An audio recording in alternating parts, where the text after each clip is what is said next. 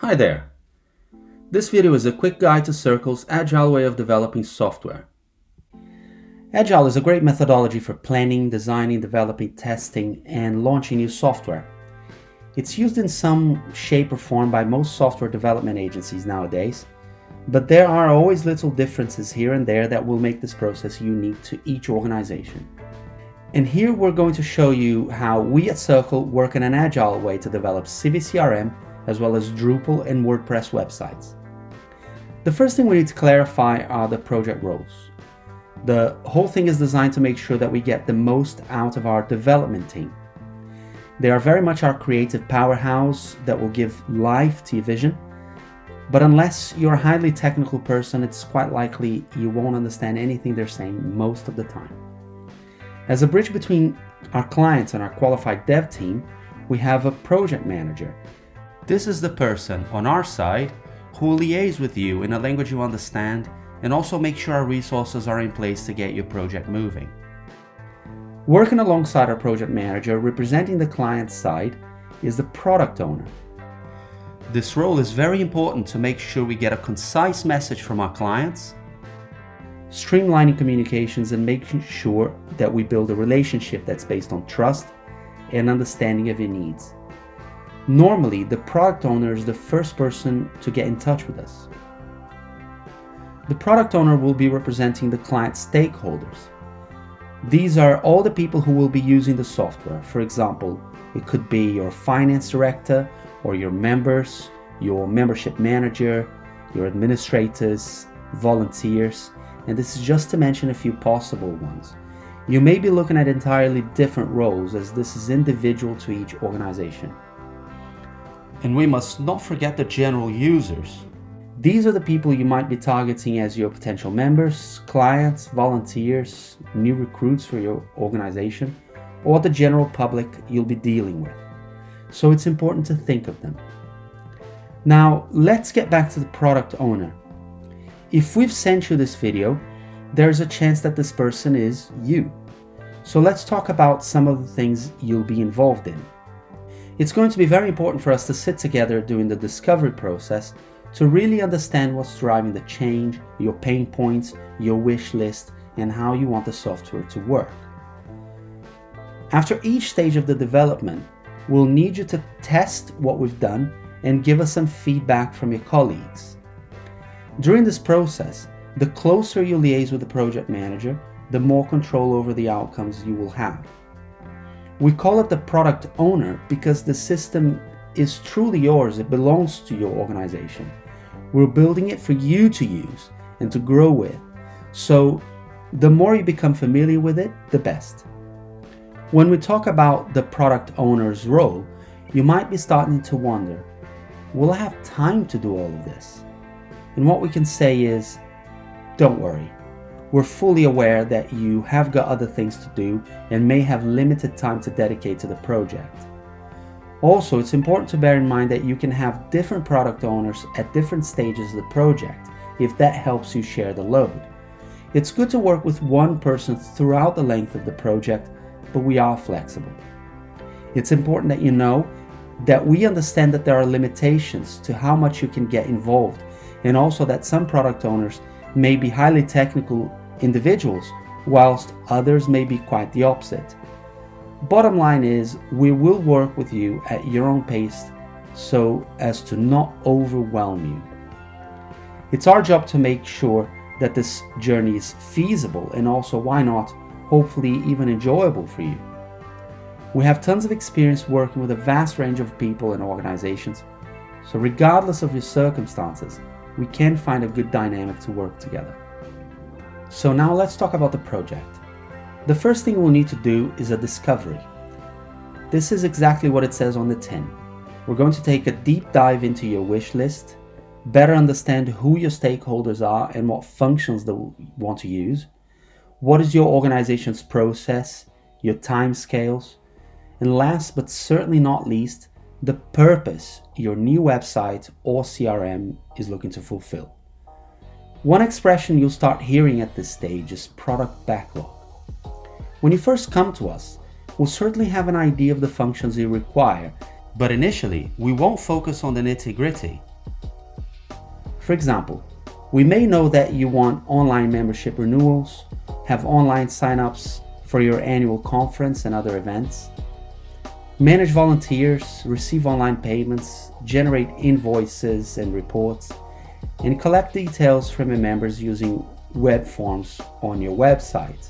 These are just examples. At the initial stage, we have a rough idea of how big each requirement is likely to be. Some will be quick jobs like taking payments online, while others might require more work like understanding what web forms you need and what for. During discovery, we're going to take a much closer look at these requirements, so we're going to run what is called a user stories workshop. Now we're able to query exactly what each role will need to do on the new system. Our basic model here is saying that as a certain role, I should be able to perform a certain task so that there is a benefit. In more practical terms, that might mean, as a member, I should be able to renew my membership online so that it saves me time. Or as an events manager, I should be able to set up new events so we don't have to rely on third-party software. Perhaps as finance officer, I should be able to import invoices into Sage so that it saves me time in the process. Now, when we go back to looking at your requirements, we're able to view them in a lot more detail.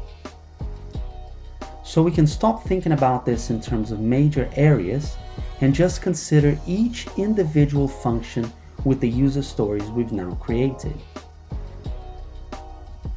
The next step to consider is how important or how urgent each of those functions are. We'll number them according to how soon you want them to be up and running.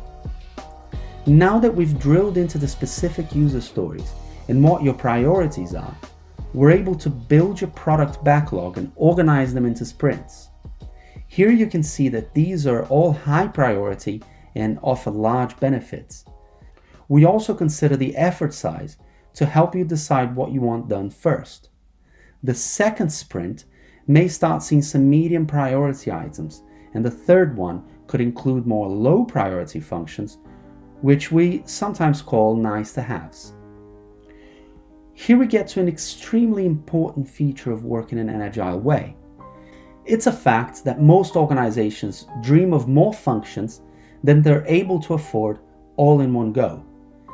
This means you can start by developing the more pressing ones, and the ones you can wait for will be left for later, for when you're able to secure more funding, for example, or perhaps when you have more time available to work on this. You can draw a line where you say is the very basic, the essential functions you want to see working. This is what we call MVP, minimum viable product. Above this line is what we call the must-haves, and below it we'll call the nice-to-haves. It'll be you, the client, who will decide where this line is drawn. If you have enough budget to include an extra sprint, you can just do so. By the same token, if one sprint is all you can afford initially, we can agree on a more basic MVP. Each sprint will then be done separately, with different user stories being developed and making your software more advanced as we tackle each of them. This can last 1 or 2 months, maybe 6 months, or even a few years. You're free to continue the project at your own pace, considering your own circumstances like your budget and your urgency.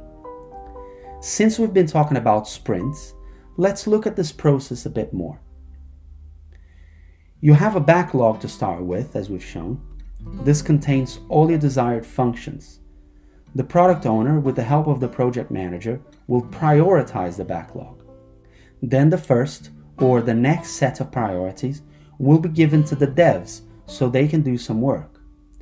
After a sprint, you will always have a working piece of software, so we'll be able to demo that work to you. Following that, you can share the progress with your stakeholders.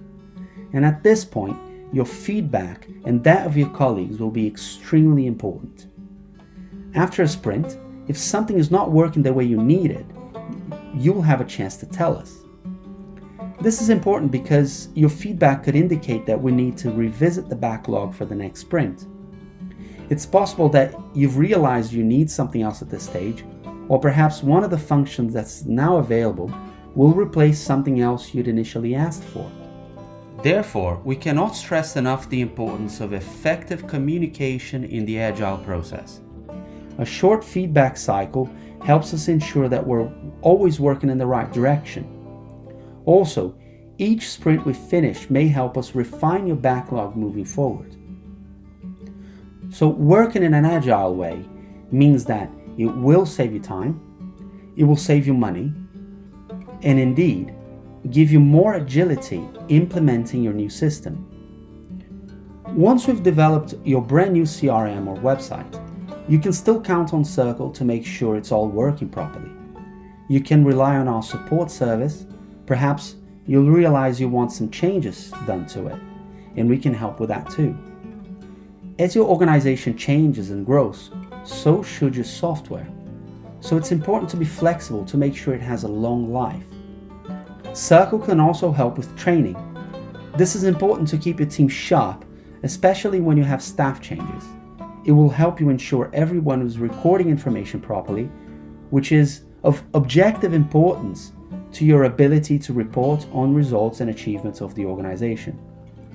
Also, if you left any of those nice to haves in your backlog, we'll always be ready to work on them with you. And that's it.